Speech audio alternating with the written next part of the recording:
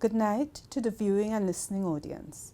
It is my pleasure to welcome you to the Telecommunications Authority of Trinidad and Tobago's 35th ICT Open Forum titled Lyrics on the Radio, Regulation or Free Rein. Tonight's interactive discussion aims to provide a platform to gauge public sentiment on this issue and guide the authority's policies. The inputs from the panelists and you, the listening and viewing audience, will provide valuable data in this regard. The authority, and indeed many of you, have noticed that the lyrical content of music has become increasingly aggressive, violent, profane, sexually explicit, and at times degrading to women or other sections of society. This has prompted the authority to send notices to broadcasters regarding the broadcast of inappropriate lyrics on the airwaves. The authority actively works to address the possible negative impact of the broadcast of inappropriate content on the national community in the absence of laws and regulations such as the Broadcasting Code. Such actions are not unusual in broadcasting regulation. It should be noticed that most jurisdictions around the world have some level of regulation regarding content on the radio. Regionally, in October 2022, the Broadcasting Commission of Jamaica gave a directive requiring Jamaican broadcasters to take immediate steps to prevent the transmission of any recorded material that promotes and/or glorifies illegal activity. The Commission stated that the directive reinforced its commitment to keeping the airwaves free of harmful content, given the important role traditional media still play as agents of socialization. We are fortunate to have Mr. Cordel Green, Executive Director of the Broadcasting Commission of Jamaica, on the panel tonight.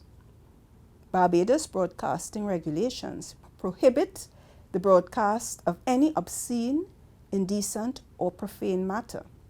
In the United States, the Federal Communications Commission, the FCC, informs that federal law prohibits obscene, indecent, and profane content from being broadcast on the radio or TV. Factors in determining how the FCC rules apply include the specific nature of the content, the time of day it was broadcast, and the context in which the broadcast took place. Canada's Broadcast Act prohibits broadcasters from using obscene, indecent, or profane language. Their regulator, the Canadian Radio, Television and Telecommunications Commission, utilizes the concept of community standards to set its guidelines. In the United Kingdom, its broadcasting regulator, Ofcom, has a broadcasting code which includes rules relating to offensive language on the radio, particularly in relation to lyrics in music tracks, and live music performances, interviews, studio conversation, and speech and comedy content. Ofcom informs that it has a statutory duty to ensure that minors, children aged under 18, are protected. In Trinidad and Tobago, Condition D9 of the concession granted to broadcasters provides guidance on the effective limitations broadcasters should recognize in transmitting and broadcasting content.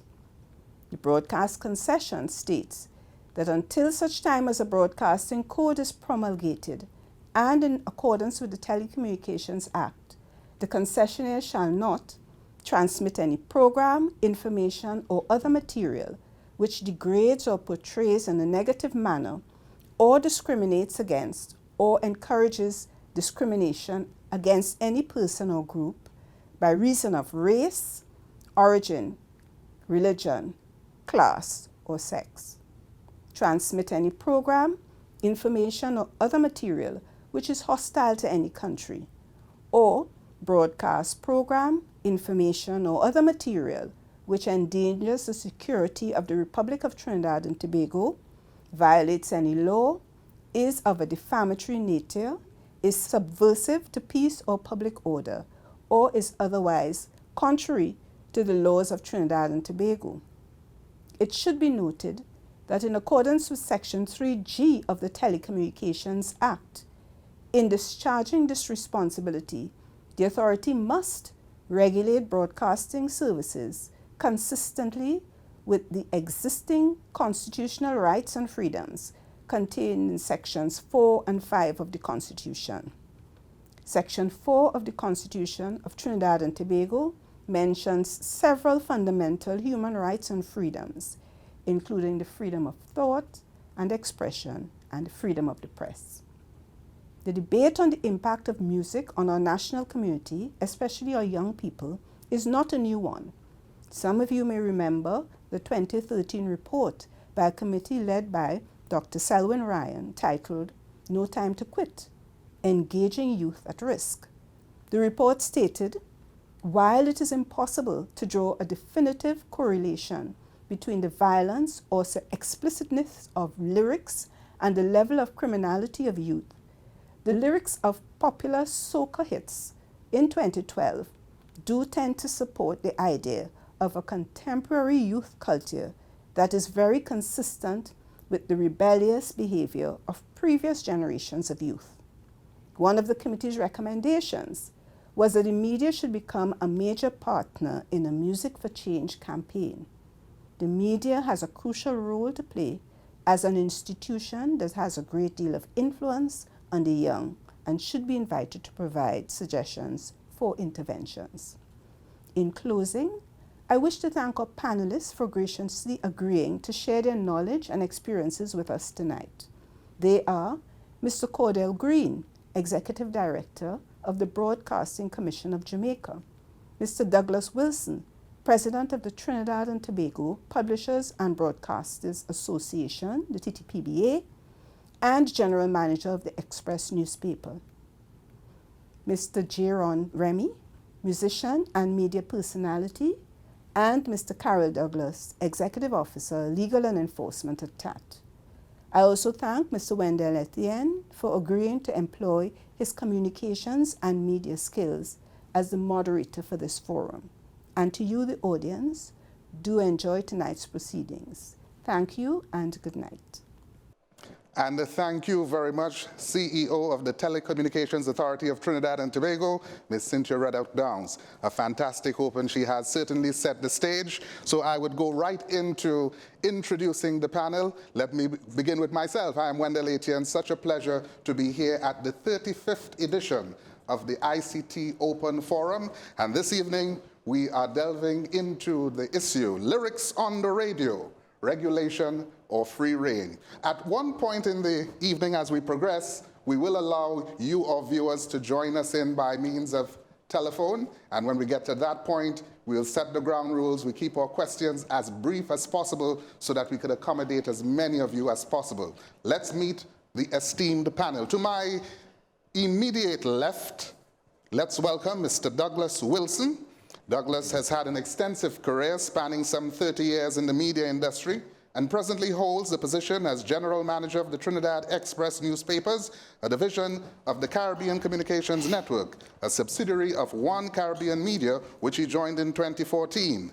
As Mr. Wilson progressed in his career in the media, he transitioned into operations management in 2001, including production, press and quality management, and finally holding senior executive management positions since 2008. He is a married father of 3 and an avid sportsman. Cricket and chess were his passions as a youngster. He is now an active gardener and golfer, happiest on the golf course, and actively participates in charity works through various organizations. Douglas, welcome. Good evening. On Douglas's left, we're going to move along to DJ television show host Jayron Remy. Trinidad and Tobago, we know him as Rawkus. He is an event producer, show host, music producer, and sound engineer. These are the skills that Jayron Rawkus Remy has gathered over his 19 years in the entertainment industry, popularly known here at CNC3 for hosting Vintage Unplugged. He is also the DJ sequencer and bassman for Freetown Collective and DJ sequencer for Three Canal. Passionate about Trinbago culture, its preservation and evolution, he recently graduated with a postgrad diploma in arts and cultural enterprise management from UWI St. Augustine campus. Outside of work, he is a father, husband, son, and friend. None of these roles which he takes lightly. Moving along, we have on my far left to round off our in-studio panel, we have Karel Douglas. He's the Executive Officer of Legal and Enforcement at the Telecommunications Authority of Trinidad and Tobago. He's a qualified attorney at law and has a master's in telecommunications and information technology law from the University of Strathclyde. He worked as a senior state counsel at the Solicitor General's Chambers in the Office of the Attorney General. He also started his career in teleproduction and worked with various media houses in the country. Let's say a special welcome, Karel. Good to be here. Joining us online, out of Jamaica, we are pleased to have joining the panel Cordel Green. He's an attorney at law, former Assistant Attorney General of Jamaica, and a former broadcaster. He is currently the Executive Director of the Broadcasting Commission, which regulates radio, television, and cable services in Jamaica.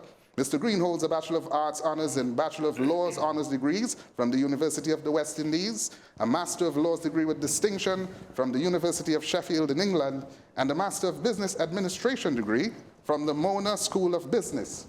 He is also an alumnus of the Harvard Kennedy School Executive Education Program and a Chevening Scholar. He is married to the Honorable Mrs. Justice Marcia Dunbar Green, Judge of the Appeal Court. Cordel, welcome. Thank you very much. And I saved your introduction for last because I want you to kick us off this evening. Tell us as briefly as you can about that experience in October last year, that you were part of a movement where you sought to curb a trend in terms of broadcasting lyrics in Jamaica. Yes, well, you described it as an experience. It was quite an experience which garnered regional and international attention, quite frankly, much to my surprise, because what we did was just part of an ongoing conversation about regulations and essentially about boundaries and standards.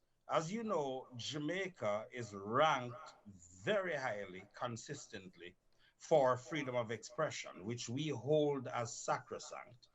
But we have always understood that there are boundaries to protect others from harm. And in Jamaica, the boundaries are marked by the television and sound broadcasting regulations. I am underscoring the regulations because they are the point of departure for the directive which was issued by the Commission in 2022. The directive was not predicated on the women fancy of the regulator or populism based on the flavor of the day. It was predicated on the rule of law. And that really takes us to this notion of free reign in the topic of discussion for tonight. That concept of free reign does not comport with the rule of law.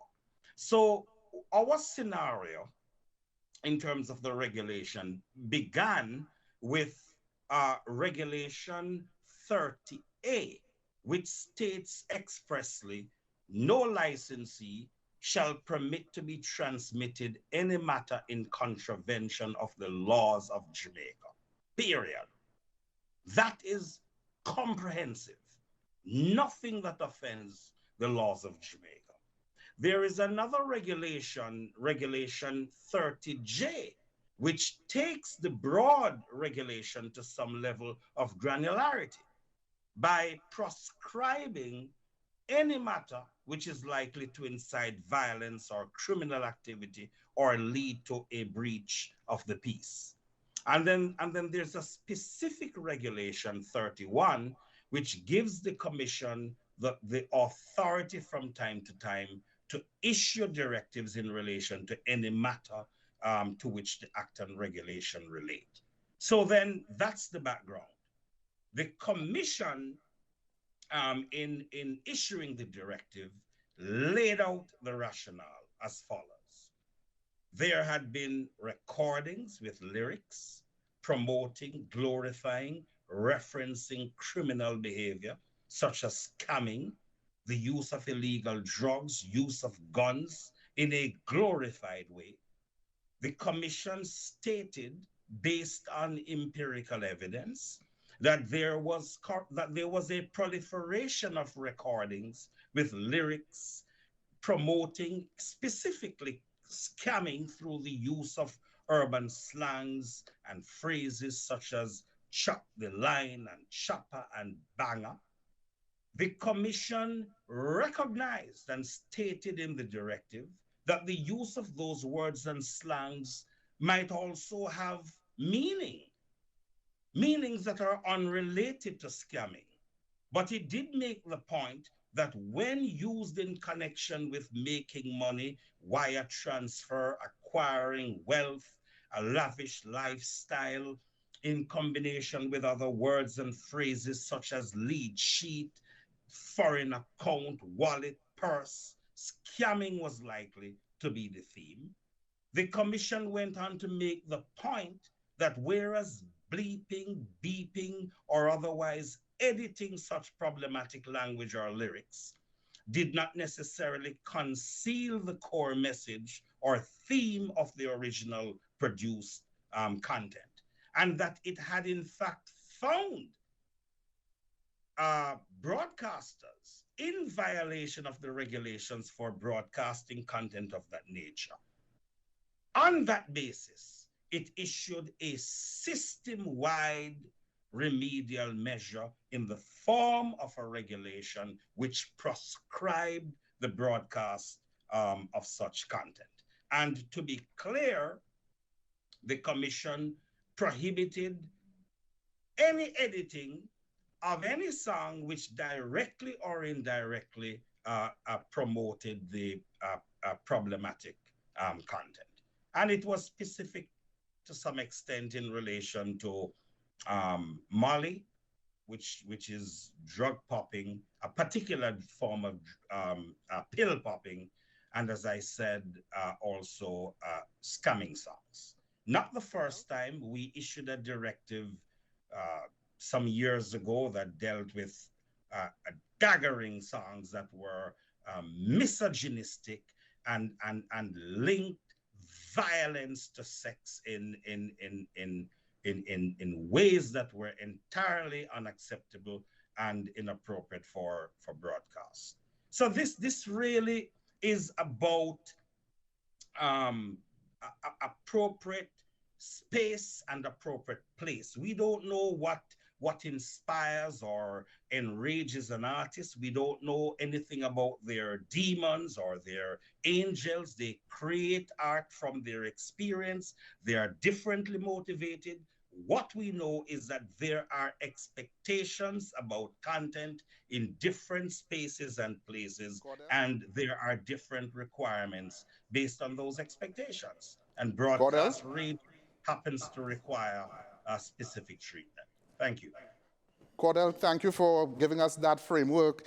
I want to go straight to Rawkus. Start with me, what? I want to start with you. And I'll tell you why. There was a specific mention by Cordel of an environment and that space, that creative space. What is your experience as you have positioned yourself at various stops along your creative career? I mean, well, my career started as a DJ. And in the first instance, I mean, I would have been a teenage DJ playing the music that would have been popular at the time. I mean, I still play to some extent the music that's popular at the time. But as I got older, I started realizing some of the content. I mean, I would admit to not listening to all of the lyrics. I mean, I'd be singing along, but I don't really understand, you know, what the instruction is in the song or what they're singing about most times. Sometimes it just feels like a feel-good song. You don't and I sing in the wrong lyrics or whatever the case is, especially if it's music that's not from Trinidad and Tobago. But aside from that, as I grew up and I started to realize what the content actually was saying, I'm like, okay, so maybe I shouldn't play this in certain settings. And I mean, I feel like at some point, most, if not all DJs realize I can't play this song talking about killing people in a children's party. You know what I mean? Like I can't play it in certain places. So maybe the regulation is needed when it comes to public broadcast, public media, because it's where do we, time and place. Same thing that Cordel was saying, it's just boils down to time and place. And that's what I would have learned during the course of the journey, is just learn where and when to play. Because it's okay to play certain things in a party, but maybe it's not okay for the radio because everybody can hear it as compared to a targeted audience. So Douglas, let me throw you in on the deep end there. As someone who participates in a managerial position, what then are you strictly guided by in terms of your concession? Well, good evening to the viewers. Thank you for having TTPBA. In the end, we are always guided by our concession and what is responsible broadcasting. And responsible broadcasting comes from knowing exactly what is wrong. In the concession, which the CEO of TATT was just speaking to, it is clear that we do in fact get licenses to broadcast with some conditions on it. And it is signed to by every single entity that has been granted a concession. And responsible broadcasting stems from there. And in the end, as it pertains to music, the unduly coarse sexualization of songs, the profanity, the extreme violence, that is clear, as I understand it, and the radio stations in the country largely practice ensuring that they do not provide the unedited versions of songs. They edit it or receive edited versions. So that comes from there. So then me being devil's advocate, is editing enough? If I can plug in the gaps, and my listeners or my viewers could plug in the gaps, is editing a successful tool, or is it just a means to an end? I didn't broadcast. Well, yes, because all we have to ensure is that the listeners on the other side, if in the end they do not want to hear unedited material, they have to go elsewhere to get it. What else will the broadcast media, broadcasting to mass, do? Yes, editing is necessary, and it is good enough, in my view. Let me get the regulator involved. Well, first of all, good night to everybody. It's really an honor and pleasure to be here. But the question is really how is one editing certain material that is obviously offensive? And, you know, there are different scenarios where songs may be poorly edited or bleeped out. And, you know, you'll hear the beginning of a word, but the other part is bleeped out. But you know the word. You clearly identify the word. And there's other content that is just plainly not right for the public's consumption. And what Cordel was saying is not unique, I don't think, to Jamaica. You know, we have the same issue here, and I guess all over the world you have issues where content is broadcast, and there is a serious concern that the public who are obviously listening would be either affected or harmed, or there are persons or groups that could be affected. And when I say affected, in the sense that they could be influenced. And it's not unusual, and if you go to different parts of the world, and I may think of Rwanda as a case in point, where it was the radio station, and this is a specific scenario where persons were using the radio waves to broadcast certain messages, and of course we know what happened. So in the case of content, yes, you may edit it, but at the same time, you know, the broader picture is what is being transmitted and how is that being received, and of course the effect of that. And that's why it's so important to have some sort of regulation. And just to jump in here, another example that I thought of, it would have been, you know, back in the 90s, early 2000s, Walmart had a policy where you couldn't put your music in there to sell if it was a particular type of content.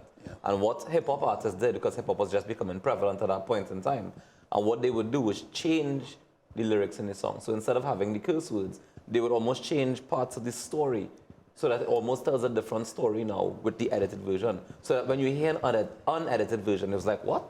That's what you was? But that's not what I was really hearing before.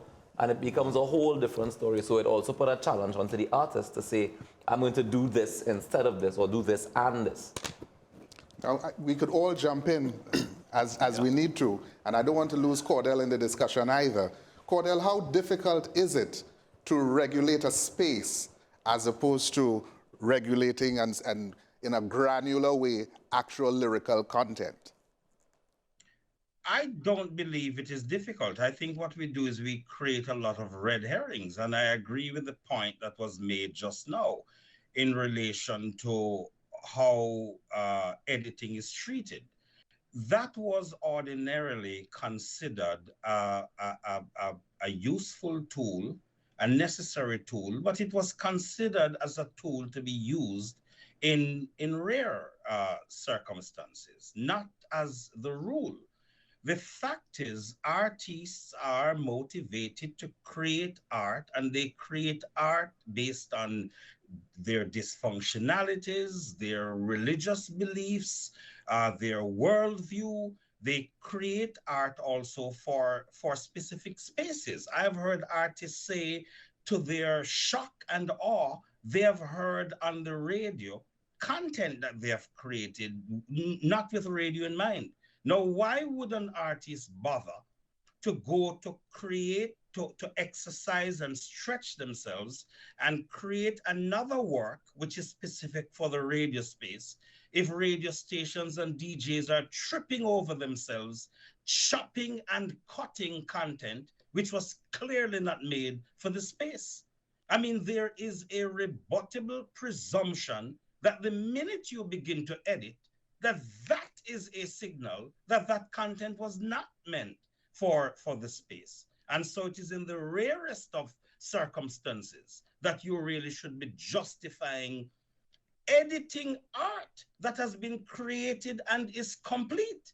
It is actually, in my view, a violation, a disrespect to creativity for an artist to produce a complete work and a set of people who are non-artists then take it up and start to bleed and do all sorts of gymnastics to get it into a space very often for which it was not intended, or just simply inappropriate. So we see content as really being about context.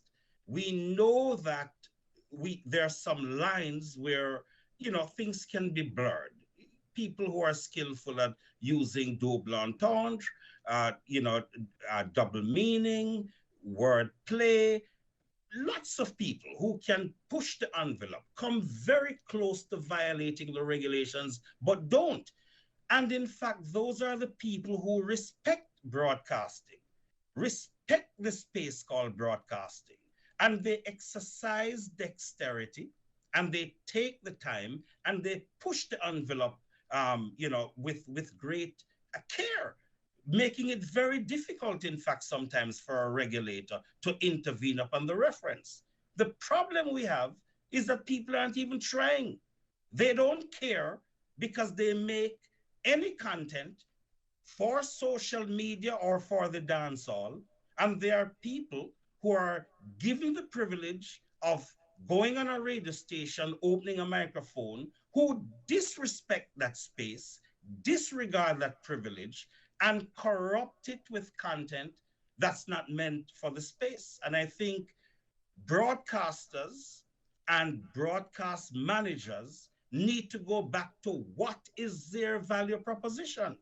Their value proposition is not synonymous with the value proposition of a dance hall or a concert or a go-go club. We prescribe in all our territories indecent exposure.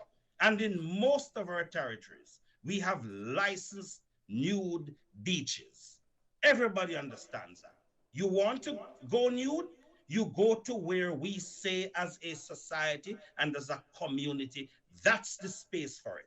But we prescribe in our law indecent exposure.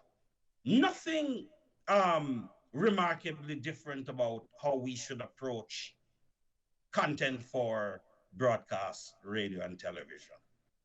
So I want to take off on that what I Rawkus. just want to know if that now has the possibility of, let's say, I mean, it already could be debated that whether or not radio has the same influence that it would have had in the Rwanda example or whenever, right?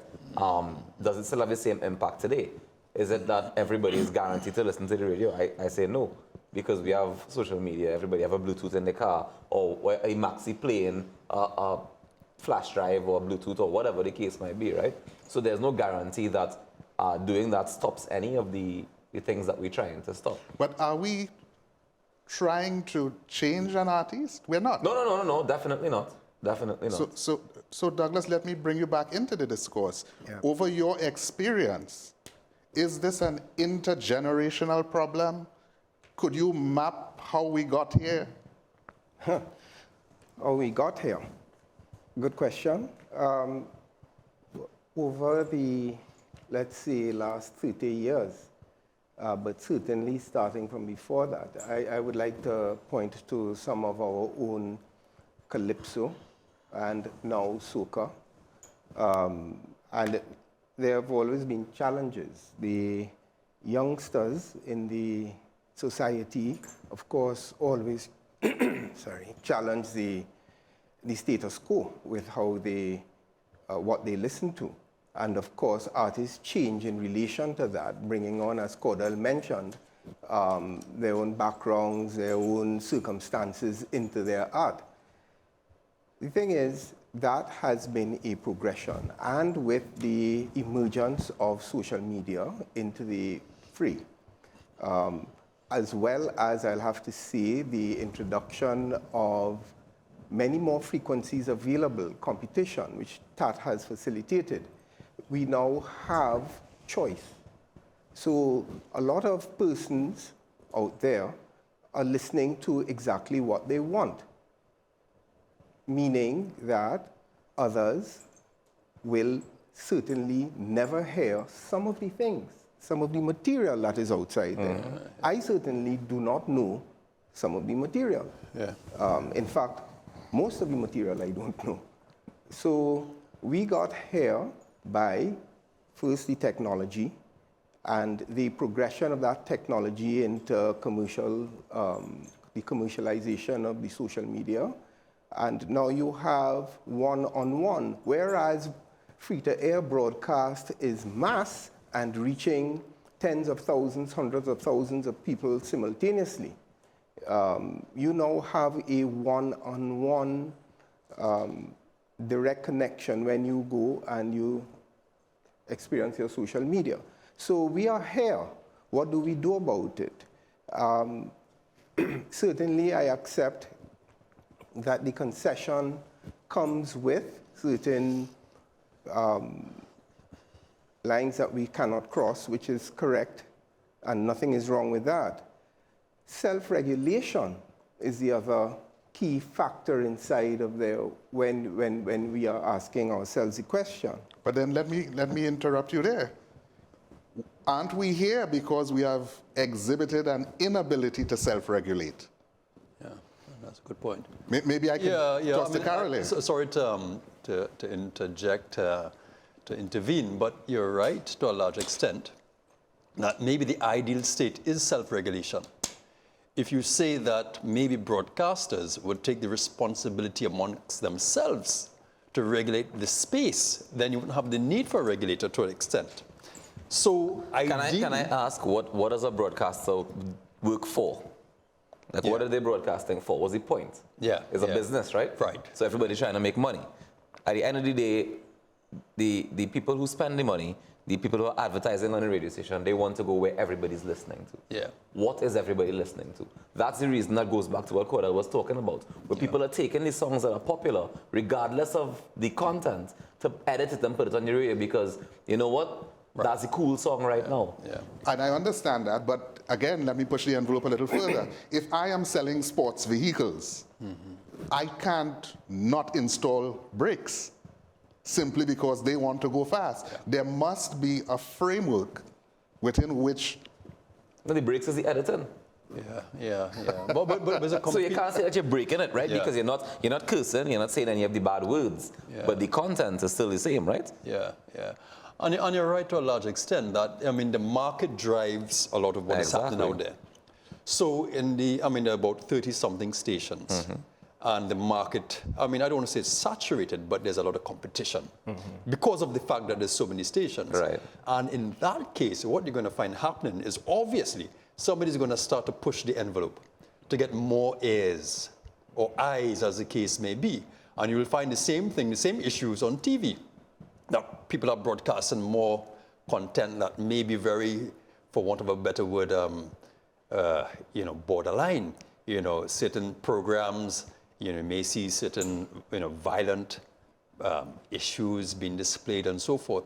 But ultimately, people are looking at it. And as a result of that, you find that that is the way people are going. People, as in broadcasters, are going.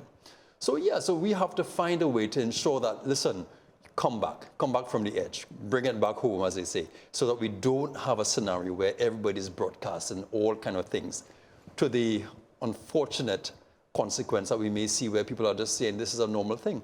And of course, the worst case scenario is that we become numb to certain practices. We become numb to seeing things that are really horrendous on TV. But does that include the news? Well, right. I mean, there is and of course there's a debate on that as to what is allowed. And the perfect case would have been the ex-president of the United States who said Haiti was a certain kind of a country. And that was allowed. He said SH, whole country. But that word was allowed by the FCC on the news because it was news. It was actually a factual statement, as opposed to somebody saying it otherwise. Do you think, Douglas, that we are mature enough at this stage that we could collectively pull back a bit as a collective and say, listen, let's self-regulate. Let's not get to the point and have the type of intervention that Jamaica has had? And I'm absolutely sure that we can.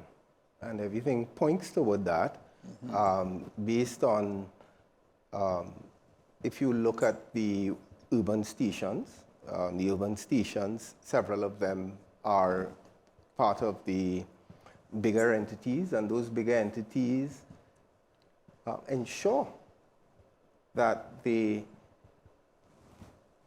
stations conform to the requirements. And that same value proposition that Cordel was speaking about, those stations stay within their own understanding of what they're allowed to do.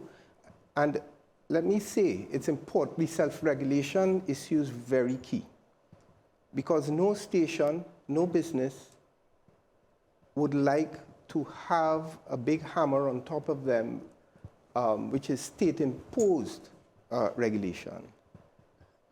The self-regulation, it preserves the independence of the media. It preserves in a better way, ensuring that freedom of expression.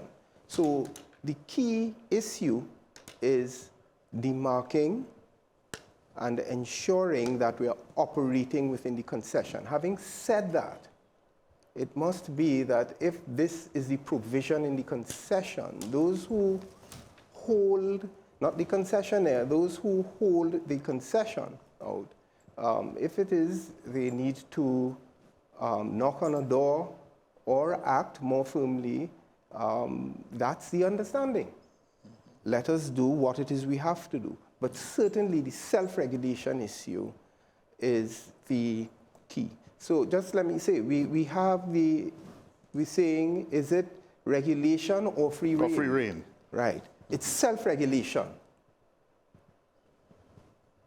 and free rein. That's what that's supposed to be. We can easily argue free reign is left into forces outside of those who hold that concession.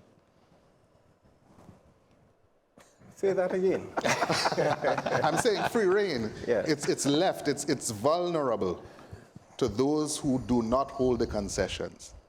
As an artist, I am not going to focus on your self-regulation. Concessions, exactly. That's right.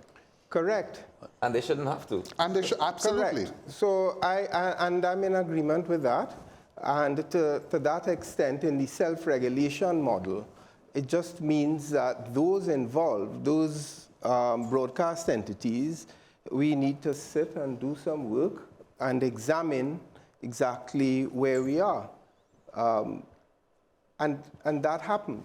And that happens at the TTPBA. Is there an opportunity then to collaborate with the regulator at that level? And they do. They do. There is a large amount of, I think there's conversations taking place, if you want to describe it as that, where we do talk to our broadcasters. And quite often, I mean, besides the ICT forums like this, there are other occasions when we do have the opportunity to talk. And I would say for the large part that broadcasters do a fantastic job. We do get a few complaints in between. And even before this program, I was looking, I think we got about 10 complaints over the past 5 years concerning songs, music. And so that's not a lot. I don't think that is. But does that then feed into an earlier assertion that maybe we've just become numb? Or maybe we're not that bad. Well, yeah. I mean, there are other complaints, mind you, right? I mean, there's a lot of complaints. Yeah, but I think as far as there is, to me, a large part, or to a large part, compliance.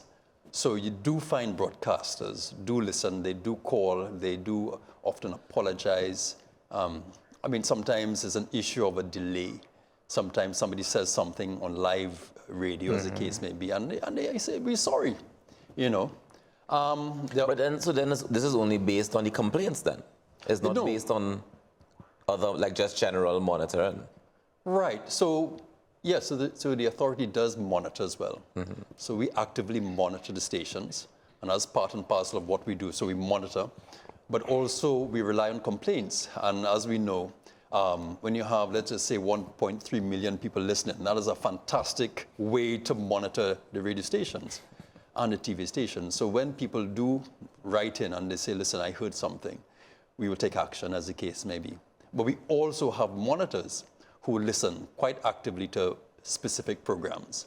And they take action as well? Very much so. So yeah, so we quite actively write and call in broadcasters who are most times apologetic, and the matter is resolved.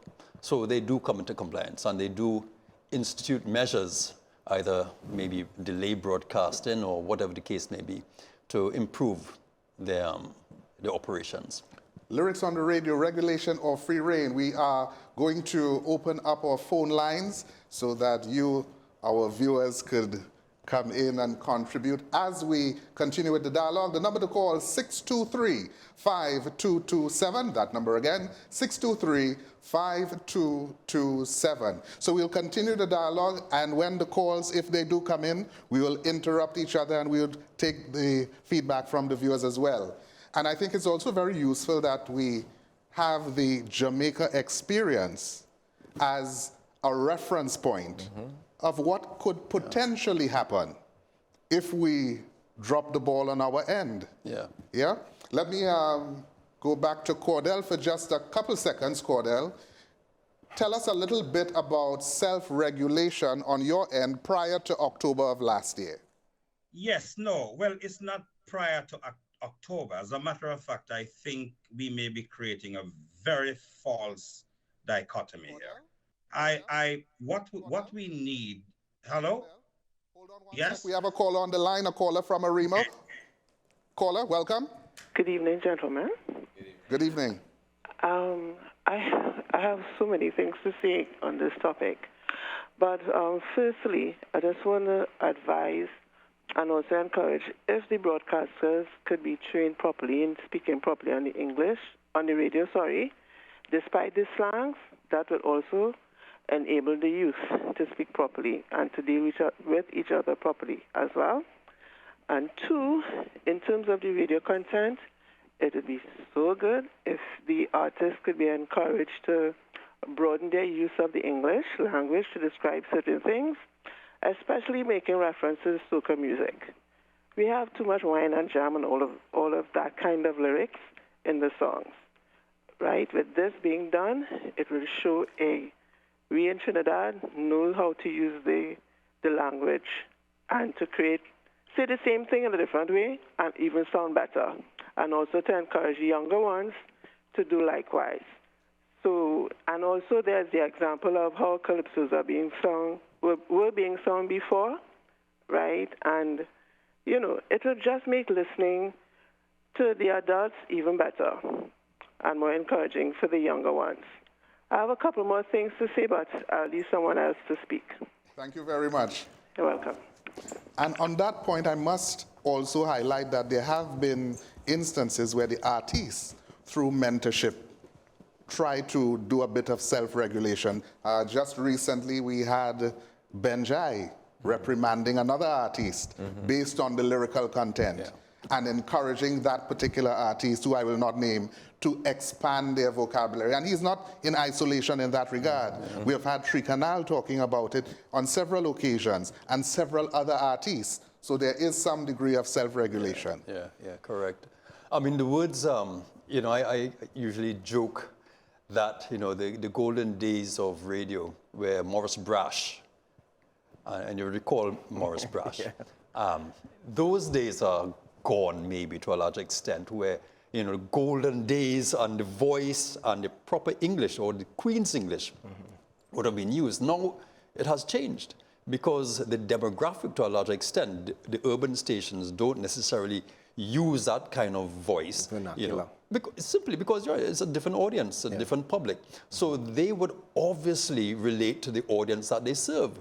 And maybe that's how they talk. When I say that's how one talks, right? It's a different type. Okay, but I have to interject there, because only because I think one of the things that the caller was speaking about specifically was like green verbs. Like, you know, it's one thing to use slang, but it's the next thing to make an improper sentence. Right. You know, and I think we oftentimes encounter situations like that. And I understand where she's coming from, because I sometimes disagree, and I'm like, but that's not an actual sentence. Like, it's one thing to use slang. Like, fine, slang is okay. Let's take a pin. Cordel, we'll come back to you shortly. We have another caller from Aruka. Aruka, welcome. Hi, blessed good night to the panel. Good night. Good evening. This conversation is one that I'm enjoying, because I've had this conversation a couple of times within my own group. With the content of music on the radio, music a very big influence on the population and how people think. You know, because music, I believe, really and truly is something that reaches to the spirit and the minds of everyone. Dancehall music in particular has taken a path where it's a lot of violence and a lot of negativity. A lot of artists now, especially like, all right, when we look at things like Trinidad and a lot of the things that come out of Jamaica, there's nothing positive. And between me and a lot of other ones that think like me, certain music should not be on the radio for our younger ones, number one, because it does influence them.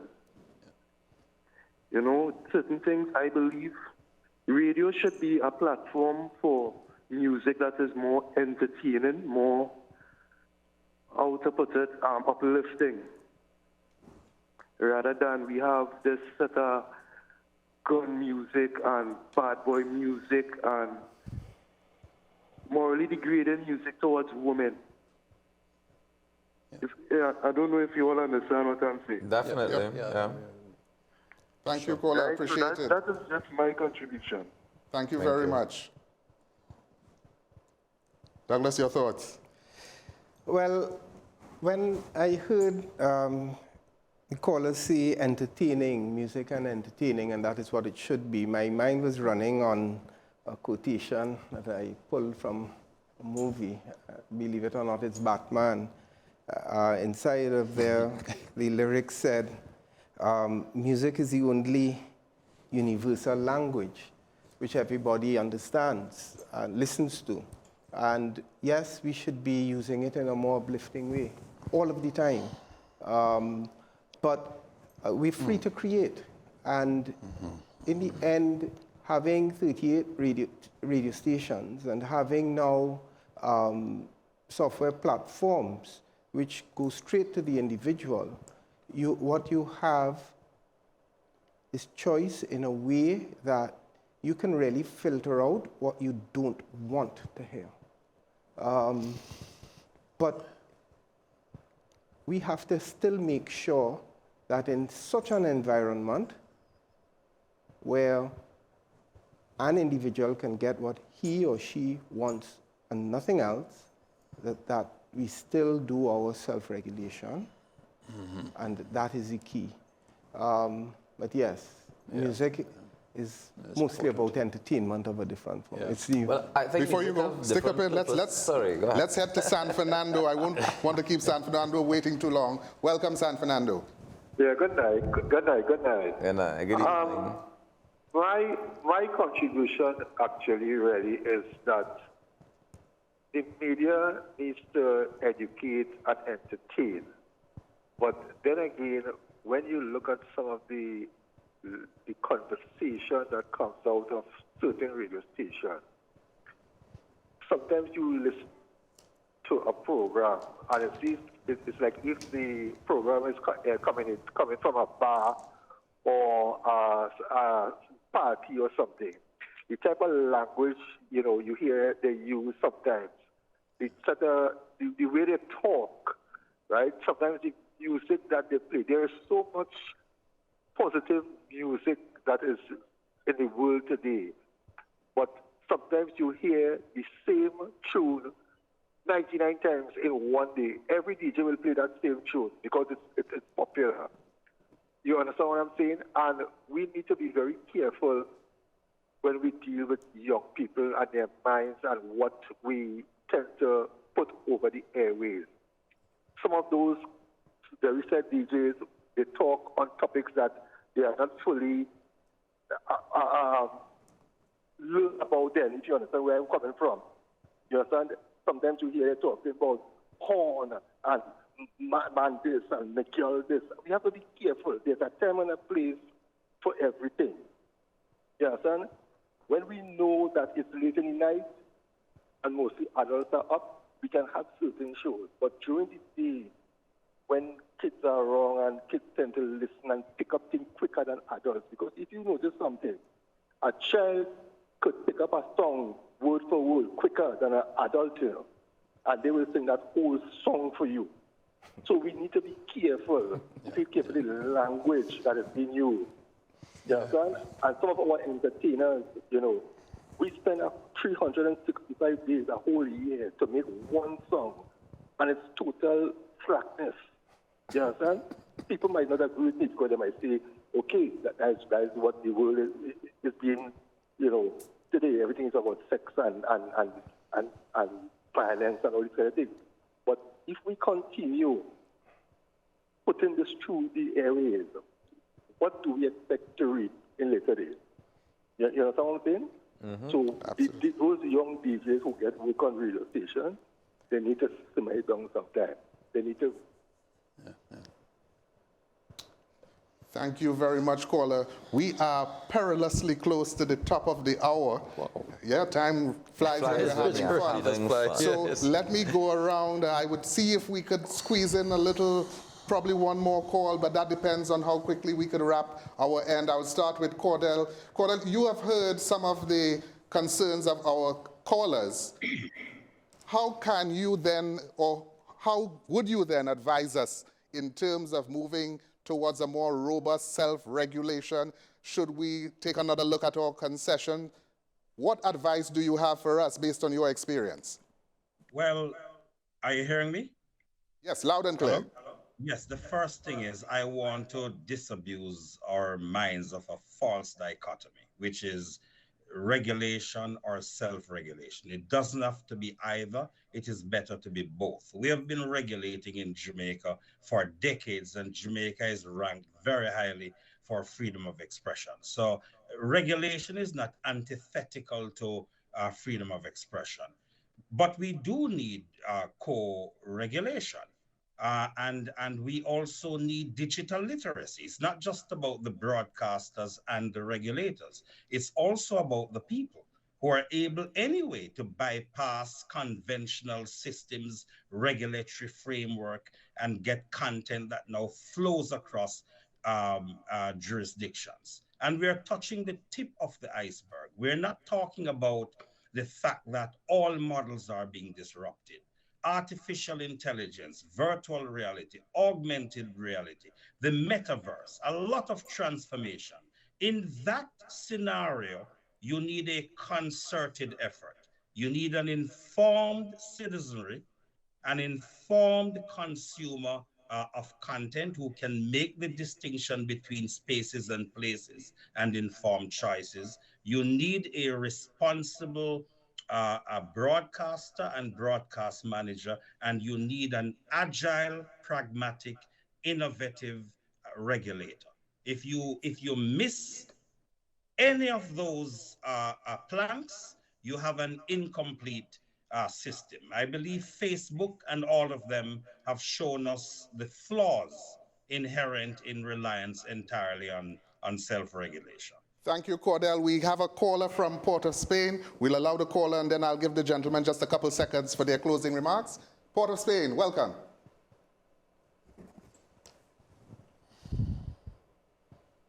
Seems we have lost that caller from Port of Spain. I would start with our regulator.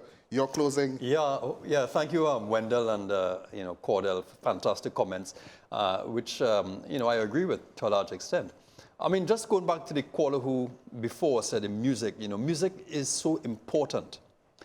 And, we know that from, we are an oral society, oral traditions, word of mouth, how we tell stories. And music, to a large part, is part of that, how we relate, how we share our experiences, So, yes, of course, musicians, they want to tell us how they feel about things.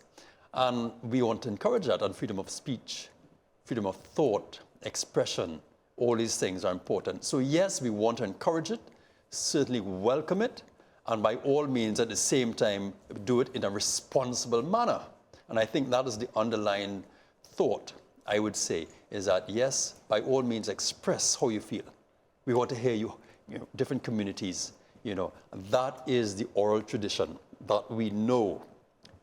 So, by all means, yes, but, within the parameters of responsibility, and that is the role of the regulator.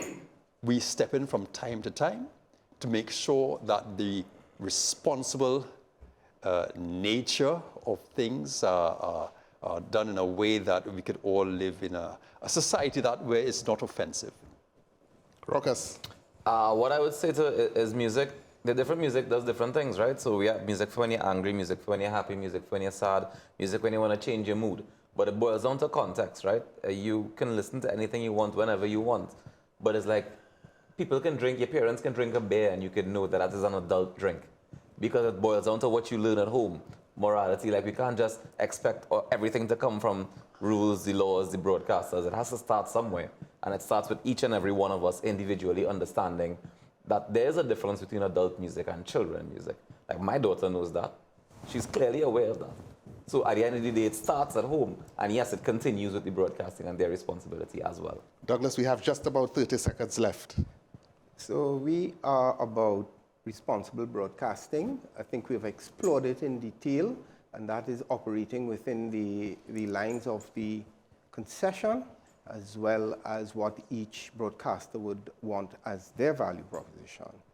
I think we can ensure that the broadcasters under this umbrella body can in fact meet and work together in a way that we say the direction and set rules within our body, apart from which the artists who are free to create ought to be getting the message of, listen, we have wider societal outcomes that we need to ensure, and we will do what we need to do on our side as we self-regulate to get that done. Thank you so much. My friends, this is where we have to draw the curtains on the 35th edition of this ICT forum, Lyrics on Radio, Regulation or Free Reign. Out of Jamaica, we'd like to say thank you to Cordel Green, for our regulator, Karel Douglas, Jayron Remy, thank you so much, and Douglas Wilson of the TTPBA. My name is Wendell Atian. Let's continue the dialogue. Visit the TATT website. You can give them a call. You can share your contributions. And we will see you at the next ICT Forum. Good evening.